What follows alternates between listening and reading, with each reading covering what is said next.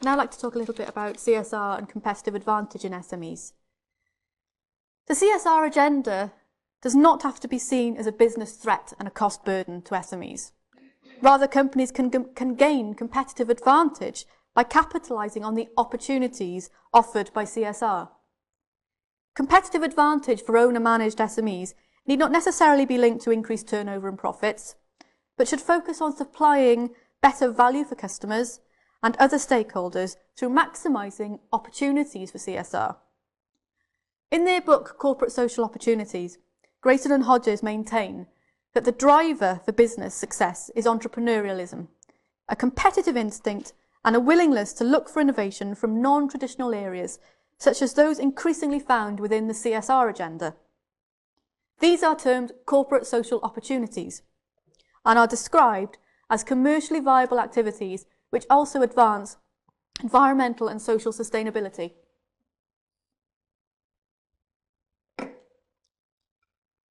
Some academics have now challenged the notion that environmental goals involve a trade-off between social benefits and private costs. One hypothesis proposes that innovation can stem from environmental issues, which can lead to commercial competitive advantage. More recently, the same notion has been applied to CSR.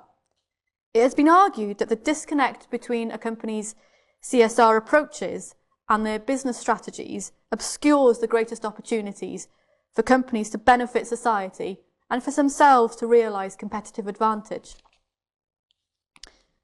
Viable sources of competitive advantage in SMEs include output flexibility, for example, adapting to changing working environments by adopting CSR, and also innovation, for example, developing innovative products and services with CSR credentials.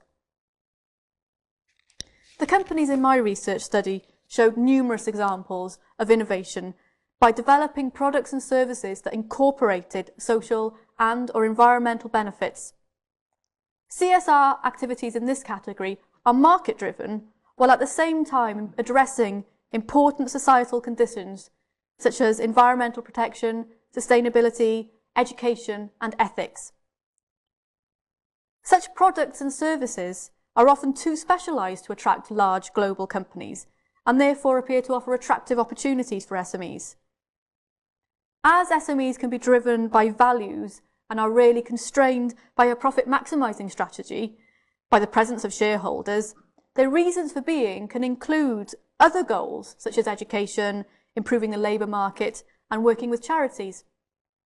Examples from my research of such innovations include the construction company developing and promoting sustainable timber construction, the printing company that has developed a special environmental printing route that customers can choose, the publishing company that publishes travel guides that highlight culturally and ethical aware tourism, the IT training company where 45% of the company's clients are charities and 30% are other not-for-profits, the company that recycles waste toner cartridges and mobile phones, and the property development company that is intent on stimulating broader regeneration of urban communities.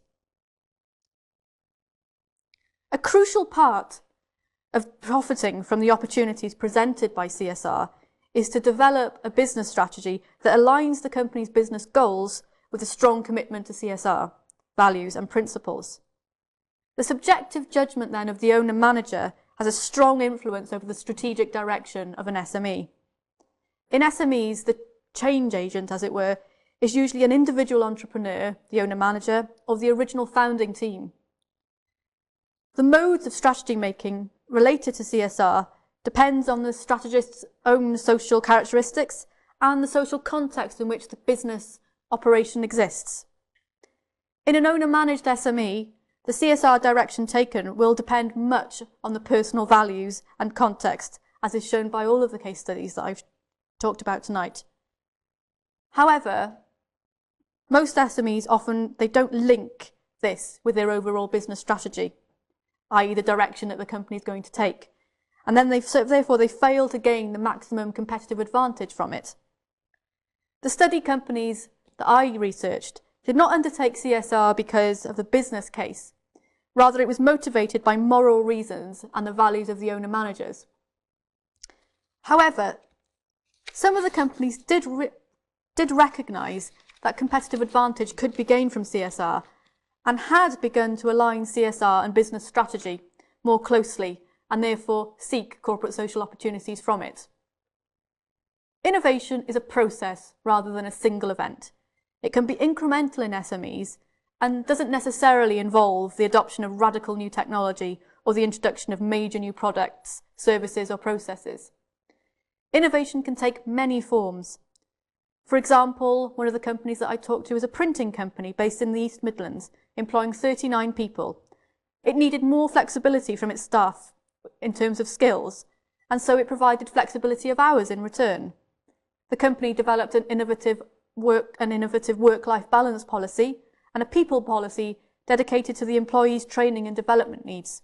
The company has now developed 26 different working patterns for the 39 employees it has. The final case study that I wanted to talk about exemplifies a strategic and innovative approach to CSR, and the company has taken advantage of the opportunities provided by CSR. Redeem is a recycling company and recovery company based in Scotland, employing 100 people. It has a core vision based around environmental education and having a profound impact on the environment and society by making recycling easy. For this company, CSR is seen as just something you build into your business. It's all about the big picture, pulling lots of components together into a coherent strategy. It has a dedicated change agent or champion in its owner-manager, whose own values have influenced the direction and the strategy of the company. It engages with a number of external stakeholders and partners to achieve its business goals. Everyone in the company is aware of the company's commitment to CSR, and the CSR strategy is guarded by a team made up of a cross-section of staff. The company has recognised the potential in new markets for recycled and recovered products and is flexible enough to adapt when a new market opens up, for example, the mobile phone market. The company has developed innovative collections programmes, providing revenue streams for charities, NGOs, community groups and commercial organisations. And the company has capitalised on the opportunities presented by recycling, recovery and environmental education, and has realised a competitive advantage from this. It's a fast growth company and an international leader with strong social and environmental values at its core. To finish off with tonight, I just wanted to quickly show you a business opportunity model of CSR that I've started to develop. I'm sorry if the text is a bit small on that. I'm told that the presentation will appear on the website, so you will be able to see that in more detail if you want to look at it later. The model demonstrates how SMEs can take advantage of the opportunities presented by CSR and maximise the business benefits from making the most of such opportunities. It illustrates everything I've said tonight quite nicely. The point of this model is that it takes a step-by-step approach to realising opportunities from CSR. It allows companies to build a CSR strategy from simple beginnings through a process of learning and networking, and for companies to start at different levels depending on their size and experience of CSR. In this way, the model can be more generic rather than only suitable for medium-sized companies or those who already have a high level of CSR awareness. I'd really appreciate your feedback on this model. If any of you have the time in future to contact me, that would be brilliant. Thank you very much for listening.